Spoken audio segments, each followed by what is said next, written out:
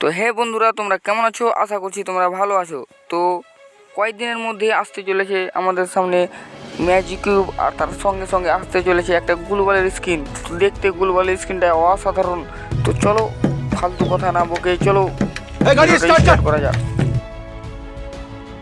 তো ইভেন্টেই তোমরা দেখতে পাবে ম্যাজিক কিউব চলে এসেছে।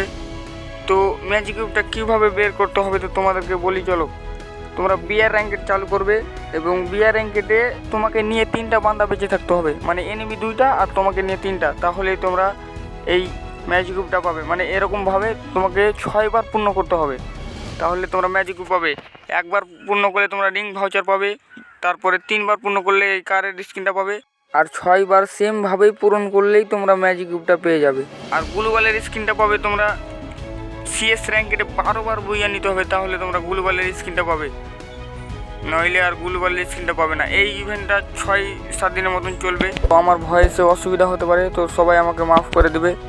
আমি নতুন ইউটিউব চ্যানেল খুলেছি, তো আমাকে সবাই সাপোর্ট করো এবং ভিডিওটি ভালো লাগলে লাইক সাবস্ক্রাইব করে দাও।